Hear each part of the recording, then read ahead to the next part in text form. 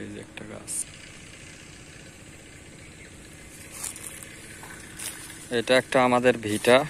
এখানে আগে অনেক কিছু লাগাইতো, এখন কেউ চাষবাস করে না। এই যে সব পড়ে আছে, জঙ্গল মঙ্গল হয়ে গেছে।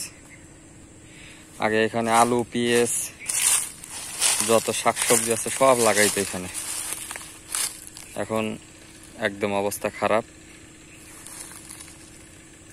জঙ্গল দিয়ে ভরে গেছে পুরাটা। এখানে কয়টা ছোট ছোট খেজুর গাছ আছে, এগুলো আব্বা লাগায়, ছোট ছোট গাছগুলা। আব্বার একটু সমস্যা, তো বয়স হয়ে গেছে, বড় গাছে উঠতে পারে না, এই জন্য ছোট ছোট গাছগুলা লাগায়। এই যে এই ছোট ছোট গাছগুলা লাগায়, আরো অনেকগুলা গাছ আছে কিন্তু এগুলা লাগায় না, মানে একা মানুষ তো এতগুলা কইরা সারতে পারে না আর কি, এই জন্য অল্প কিছু লাগায়। এই যে এখানে রস নামতে নামতে ফেনা হয়ে গেছে, যখন আবার লাগাবে তখন এগুলো সব পরিষ্কার করবে, কইরা তারপর লাগাবে।